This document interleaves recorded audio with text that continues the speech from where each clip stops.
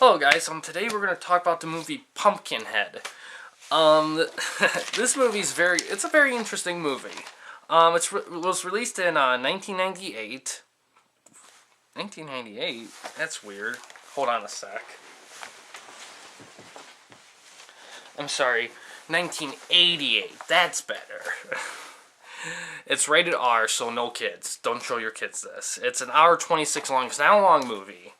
It was released on DVD in 2000.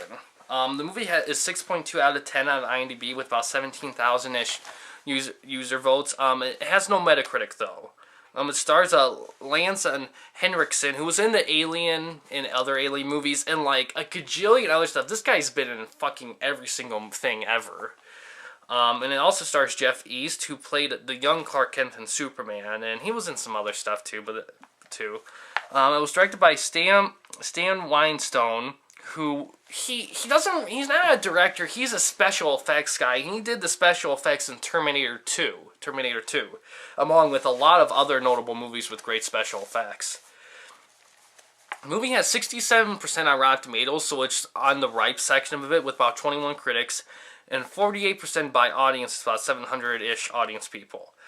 But no critics' consensus on this one. The movie's available to stream on Starz, so I recommend checking that out when you get the chance. But it's also available to rent and buy on Amazon, YouTube, Google Play, Fandango, Vudu, PlayStation Store, and iTunes. Alright, so the cool part about this movie, the highlight of pretty much all 80s horror movies are the special effects, and this movie's no exception to that. Props do go to the story, though. Let's go over this. Acting's pretty good for a horror movie. The main guy, Lance Henriksen, he's awesome in this movie. He acts awesomely in this movie. The background characters, they're fair.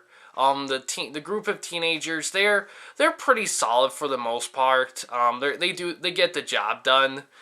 The family's pretty solid, especially the kids. The kids are actually not that bad of actors for the movie. Yeah, but the backup characters, they get the job done. Acting, cinematography. All right, special effects. Let's talk about special effects. This movie uses practical effects, and they use them super well. The monster in the movie is fantastic. The use of the sets and the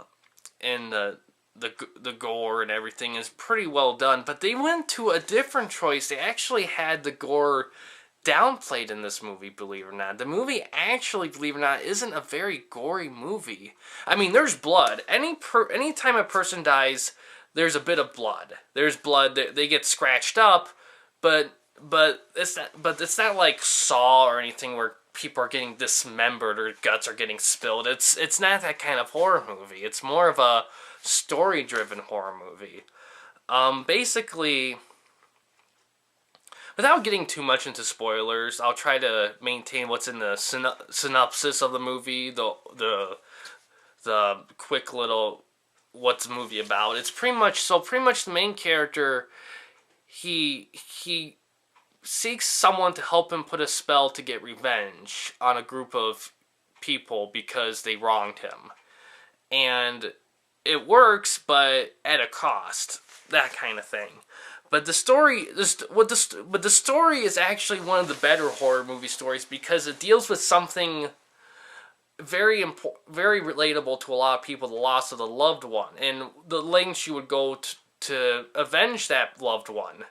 But at the same time, there's also a price to that as well, and the movie goes into a lot of that. Now, a lot of technical or critical people might not see this as the best example of that kind of thing, but personally, I think the movie did a great job of it. First time watching it, I think if you really wanted to, I think you could have done a few extra stuff to make the story a bit better. But in all honesty, I think the story's great the way it is. I think the faults really with if I have to name one thing that was kind of an issue, really, I will say I wish there was a bit more gore, actually. It was an late 80s horror movie. I think there should have been a touch more gore. I understand they were going for the more restrained, atmospheric horror movie vibe, which I'll give them credit. Oh, that's another thing. Atmosphere. This movie's atmosphere is fucking amazing. I mean, it's in the deep south, swampy area. I love movies, especially horror movies, down south in the swamp. There's something about that atmosphere, that swampy atmosphere that just really pleases me for some reason. I don't know why. The score is amazing too. The movie has a very kind of southern, twangy, scary score that I love. Atmosphere, like I said, the atmosphere is amazing. The lighting, the cinematography is great, especially when they're showing off the creature, the monster of the movie. They do a great job of it. They do a great job of the lighting. Like I said, the lighting, the sets. They do a lot. The highlight of the film's special effects. You can tell the director did a great... That was his thing. I don't think if it was his only movie he's ever directed, or one of the few, but he made it count. But yeah, this is more of an atmospheric horror movie, more atmospheric story-driven horror movie than a gore fest. Although, in all honesty, with the body count this movie has, I kind of think that it could have been a bit more gory. But, and plus, so much effort put into the special effects. Having a bit more for the gore would have been a little nice.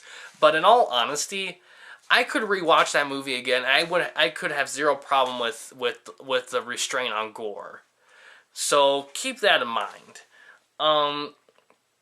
And plus there is a little blood. It's just more kind of surface based than deep based, but that's really kind of a nitpick. It's a pretty great, underrated little horror movie. They made sequels to it. None of them did any good, so just stick with the first one. That's what I'm gonna do. I'm not gonna go into the sequels. Yeah. Pumpkinhead's a great movie. I don't own it. I watched it on Hulu when I watched it, but it's not on Hulu anymore. So keep that in mind.